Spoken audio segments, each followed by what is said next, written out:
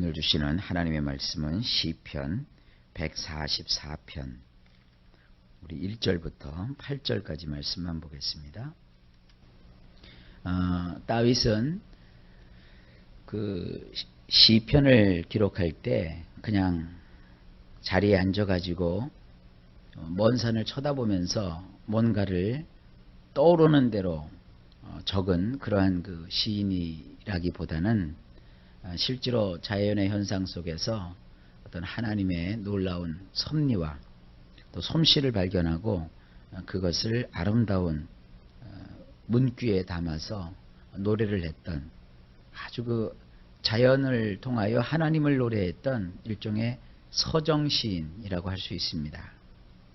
오늘 이 144편 1절부터 마지막까지 15절인데요. 제가 두 부분으로 편의상 나누었는데 이것을 이해하시려면 자연의 현상을 한 가지를 머리에 떠올리시면 이 전체적인 내용이 속에 확 들어오게 됩니다. 우리가 우리나라의 날씨를 보면 봄, 여름, 가을, 겨울 그 가운데서 여름에 항상 그 장마와 더불어 여름이 시작되잖아요. 여름이 시작됐다 싶으면 좀 지나서 장마가 시작이 되죠.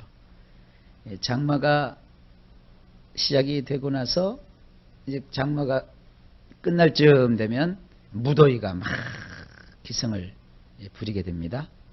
그러면서 무더위가 한풀 꺾일 즈음 되면 장마 때는 그런 현상이 없었는데 무더위가 끝나면서부터 태풍이 몰려오기 시작하죠. 지난주에도 태풍이 또 왔었어요.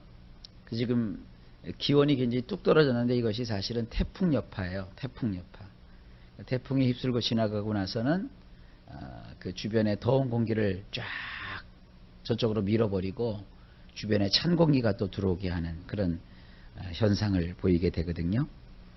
우리와 이스라엘의 날씨는 똑같지 않습니다만 그러나 그 이스라엘에도요 이렇게 태풍 또 폭풍이 몰아치고 또 험난한 그런 그 날씨가 계속되고 또 이 장대 같은 비가 쏟아지는 그런 우기가 있어요. 그 우기 때 보면 천둥이 막 치고요. 천둥과 더불어 단짝이 뭡니까? 번개가 번쩍번쩍 거리고요. 그리고 여러분 혹시 요즘이나 어린 시절에 그 산에 이 벼락 치는 거 혹시 보신 적 있으세요? 요즘은 진짜 이 산에 벼락 치는 거 별로 못 봐요. 근데 어렸을 때 보면 산에 벼락을 탁 이렇게 치는 걸 볼 수 있거든요. 근데 산의 정상에 있는 나무가 벼락을 맞게 되면 어떻게 돼요? 불이 붙는다든지 연기가 피어오른다고요. 근데 그 이스라엘에도 보면은 저쪽 산악지도에는 높은 산들이 있어요. 그러니까 이 번개가 막 치니까 산 꼭대기에서 연기가 막 피어오르는 거예요. 그런 그 자연의 현상 속에서 다윗이 하나님을 기억하는 거죠. 그러고 나서 이렇게 아름다운 시편을 기록을 했습니다. 자, 그것을 한번 연상해 보면서 본문을 보시면 이해가 좀 됩니다. 자, 1절로 들어가겠습니다. 찬송하리로다. 여호와 나의 반석이신 분을, 나의 양손으로 전쟁하는 것을, 나의 손가락들로 전투하는 것을 가르치시도다. 그 자연현상을 보니까 하나님이 마치 무슨 전쟁을 치르시는 것 같단 말이에요. 그러잖아요. 맨 처음에 비가 오기 전에 구름이 막 몰려오죠. 여러분 그 사극 같은 데 보게 되면 우리나라 그 장수들이 성을 지키죠. 그러면 저쪽 성 밖에서부터 무슨 뭐 외적이라든지 당나라 군대라든지 무슨 수나라 군대라든지 진을 치고 막 구름대가 몰려오는 것처럼 이렇게 막 말먼지를 일으키면서 성을 공격하려고 몰려드는 것처럼 하나님께서 비를 내리시기 전에 번개와 천둥을 동반하시기 전에 저 하늘로부터 구름을 막 모으신다고요. 그러면서 그 구름이 막 몰려오면서 막 짜자자자자자자 하고 번개가 번쩍번쩍거리고 꽝꽝 하면서 대포 소리 같은 천둥 소리가 팍 치고요. 그리고 이제 화살을 막 쏘아대시죠. 그 화살이 뭐예요? 비란 말이에요. 장대비가 막 화살처럼 쫙 쏟아지게 되죠. 그리고 그 비를 맞으면서 온 수풀과 산림속에서 그 나무 잎사귀들이 빗소리에 후두둑 후두둑 후두둑 후두둑 이 소리를 낸단 말이에요. 그러니까 다윗이 그것을 보면서 이렇게 표현하는 거예요. 찬송하리로다 여호와 나의 반석이신 분을. 근데 그 와중 속에서도 하나님은 여기서 반석이라고 하는 것은 조그만 바위돌이 아니라 크고 웅장한 이 큰 그 돌로 된 산을 말해요. 그처럼 웅장하신 하나님. 그 비가 와도 끄떡이 없으시고 벼락을 맞거나 천둥이 쳐도 끄떡이 없는 그런 그 하나님. 그것을 그가 연상을 하면서 하나님께서는 나의 양손으로 하나님처럼 전쟁하는 것을, 나의 손가락들로 전투하는 것을 나에게 하나님이 가르쳐 주시는다. 이렇게 표현을 하고 있어요. 그 다음에 이제 2절입니다. 나의 인애로우신 분이시여 나의 요새이시며 나의 산성이시며 나를 건지시는 분이시며 나의 방패이시며 내가 피하여 숨을 분이시며 나의 백성이 내 아래 복종하게 하시는 분이시니라. 자, 이것도 전투 용어예요. 먼저 하나님께서는 인애를 베푸시죠. 이 전쟁이 벌어지게 되면은 적군과 대처한 상태에서 대장들은 말이죠. 자기에게 속한 부하들을요 특별히 애정을 가지고 돌봐줘야 됩니다. 그래야 전투에서 군사들이 사기를 잃지 않아요. 그래가지고 그 치열한 전투 속에서도 자기 부하들을 이 대장이 사랑하고 품고 또 그들을 격려하고 독려하고 또 전쟁이 너무 지치다 싶으면 좀 그들을 쉬게 하면서 그 대장으로서 자기 부하들을 아낀다는 것을 그 밑에 있는 부하들이 알게 해야 돼요. 그래서 전쟁이라고 하는 것은 서로 뭐 힘만 가지고 죽이고 죽는 것이 아니라 적을 물리치지만 동시에 자기의 부하들을 아주 사기를 잃지 않고 전투에 임할 수 있도록 보살펴 줘야 되는 거예요. 그럴 때 이 대장이 가지게 되는 마음이 뭐냐? 인애한 마음이에요. 인애로운 마음. 너그럽고 또 그들을 사랑하고 품고 그들로 하여금 전쟁을 치를 수 있는 그런 그 마음을 가지게 하는 것. 그 다음에 또 여기 요새라는 말이 나오죠. 전쟁을 치르는 데 있어서 이 요새가 얼마나 중요한지 모릅니다. 이 서울만 해도 몇몇 요새가 있어요. 저쪽 그 북한산 같은 데는 요새이며 또한 산성이죠. 지금이야 뭐 비행기가 있고 이래가지고 산성이나 이런 것이 별 의미가 없습니다. 그냥 비행기를 타고 와서 막 폭격을 해버리면 다 끝나버리니까요. 그러나 고대 사회에서 이 산성이라고 하는 것은요, 난공불락의 요새라는 표현을 쓰는 거예요. 아주 그 높은 산에다가요, 높은 산성을 세워놓으면 적들이 거기를 침범을 하지는 못해요. 높은 산에 올라가는 것도 고역이지만 그 산에 산만큼 또 높은 성을 쌓아 올렸거든요. 거기를 타고 올라가서 성을 정복해야 되는데 그게 쉽지가 않지요. 우리 하나님이 그런 분이시라는 거예요. 그래서 나를 건지시는 분, 그리고 적들이 또 쏘아대는 화살에서 나를 막아주시는 방패가 되시는 하나님, 내가 피하여 숨을 뿐, 이렇게 내가 전투를 잘해서 승리를 하고 적들을 물리치고 또 적들의 침탈로부터 백성들을 잘 보호하니까 백성들이 누구를 의지해요? 그 대장을 의지하죠.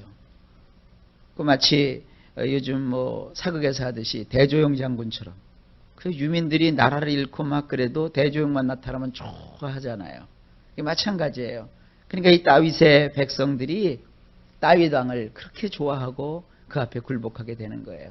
그러니까 다윗은 백성들을 다스리지만 정작 다윗에게 전투를 가르쳐 주시고 다윗에게 지혜를 주시고 다윗에게 용기를 주시고 전투 때마다 이기게 하시고 그리고 그 자기 수하들에게 인정받게 하시고 또 백성들이 그 다윗을 진정 존경하게 하도록 하시는 분이 누구냔 말이에요. 바로 찬송을 받으시기에 합당하신 여호와이시라는 거예요. 그 다음에 3절입니다. 여호와시여 사람이 무엇이기에 당신께서 그를 알아주시며 죽을 수밖에 없는 인생이 무엇이기에 당신께서 그를 낱낱이 세고 계시나이까. 보세요. 이 다윗이 하나님 앞에서 자기가 얼마나 자기 자신을 낮춥니까? 자기는 그냥 한 사람에 지나지 않는다는 거예요. 평범한 사람에 지나지 않는다는 거예요. 근데도 하나님이 자기를 알아주세요. 여러분, 여기서 그 차를 타고요, 저쪽 번화가인 시청 앞이라든지 또 종로라든지 이런 데 가서 여러분 있어 보세요. 여러분 알아주는 사람이 있던가요? 여러분이 배가 고픈지, 여러분들이 외로운지, 뭐 하는지 아무도 알아주질 않아요. 그런데 이렇게 길을 가다가 여러분 아는 사람 한 사람을 정말 거기서 만나봐요. 얼마나 반갑고 얼마나 좋아요. 이 험난한 세상에서 아무도 나를 알아주는 사람이 없는데, 근데 그래서 외롭고 괴로웠는데 하나님이 나를 먼저 알아보시고 막 달려오셔서 나를 아는 척을 해주시고 품어주시고 이뻐해 주시고 밥은 먹었냐고, 여기까지 또 어떻게 또 이렇게 왔느냐고 하고 하나님이 막 나를 알아주신단 말이에요. 우리의 인생의 길을 가는 동안에 많은 사람들이 외롭다고 그러죠. 많은 사람들이 왜 나를 알아주는 사람이 없느냐 그러죠. 또 가족들 사이에 있으면서도 때로는 인간의 마음인지라 외로움을 느낄 때가 있어요. 평생을 살아왔으면서도 가족 속에서 여러분들이 때로는 소외감을 느낄 때도 있고 그래요. 또 친구들이 많은 것 같아도 때로는 친구들도 나를 다 알아주질 못해요. 친구들과 좋아서 있더라도 어떤 때는 그 친구가 그냥 막 철없이 막 농담 삼아 얘기하는 그 말 한마디에 크게 상처를 받는 것도 우리란 말이에요. 그런데 하나님은요, 잠깐도 우리를 실망시키지 않으세요. 나를 다 알고 계시거든요. 내가 기쁠 때는 기쁜 대로, 내 마음이 슬플 때는 슬픈 대로, 외로울 때는 외로운 대로 나를 알아주시는 하나님. 이 알아준다는 게 그런 의미가 있는 거예요. 나를 속속들이 알고 계시는 그 하나님, 여호와시여 사람이 무엇이길래 당신께서 그를 알아주시며, 그 다음에 우리는 뭐예요? 죽을 수밖에 없는 인생이에요. 인생이 무엇이기에 당신께서 그를 낱낱이 세고 계시나이까. 여러분, 하나님이 여러분 형편을 다 알고 계시다는 사실을 믿으십니까? 하나님이 다 알고 계세요. 근데도 가끔 신앙생활하면 하나님을 향해서 섭섭해요. 그럴 때 있죠. 하나님 왜 나를 이렇게 몰라주세요. 섭섭해요. 그건 여러분 욕심 때문이에요. 여러분이 너무 하나님보다 앞서가려고 하기 때문입니다. 그렇게 하지 마시고요. 기도하면서 편안하게 기다리세요. 하나님 참 좋으신 분이십니다. 하나님은 절대 서두르지 않으세요.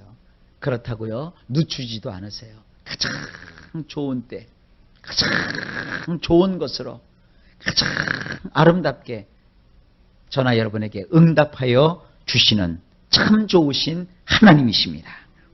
4절입니다. 사람은 망상에 지나지 아니하며 그의 날들은 마치 잠깐 사이에 지나는 그림자 같을 뿐이라. 본래 사람이라는 것은요, 망상에 지나지 않아요.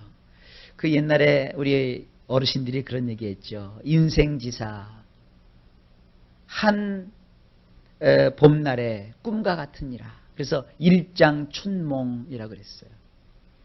그 봄이 되면은 졸립잖아요. 그래서 꾸벅꾸벅 존다고요. 그래서 이제 대청마루에 졸린 김에 누워서 단잠을 자는 거예요. 낮잠을요. 그랬더니 꿈에 선녀가 나타나가지고요, 진수성찬을 차려놓고요, 먹으라고 하고요. 얼마나 맛있는지 몰라요. 그 꿈에 먹는 그 음식 맛이. 그리고 그 아름다운 선녀들이 내려와서요, 춤을 추고요. 참 행복했어요. 그런데 갑자기 딱 소리가 났는데 주인 어른이 나타나갖고, 야, 이 돌쇠야! 너 일 안 하고 뭐해? 그래서 깜짝 놀라 깼더니 그게 꿈이었다. 그래서 그게 일장춘몽이라는 거예요. 꿈속에서 자기가 황제가 됐고, 꿈속에서 임금이었지만 깨보니까 뭐예요? 자기는 돌쇠란 말이에요. 그게 인생이라는 거죠. 인생은 이렇게 한낱 꿈에 지나지 않는 그 한평생을 사는 거예요. 저나 여러분이나 아침부터 밤늦게까지 수고하고 애쓰고 힘쓰며 힘들게 세상을 살아가는 것 같지만 이것이 전부가 아니라요. 한낱 꿈에 지나지 않는 거예요. 그래서 옛날에 우리 그 찬송가를 이렇게 작사한 그 작사가들도 이런 찬송들을 많이 부르고 있어요. 꿈결과 같은 세상일 취할 건 무엇냐 그랬어요. 꿈결과 같은 세상일. 우리가 여기서 내 거라고 움켜잡을 것이 무엇이냐 이 말이에요. 여러분 저 천국이 꿈만 같고 지금이 현실 같지요? 아니에요. 이 세상이 꿈이에요. 그리고 저 천국이 현실이에요.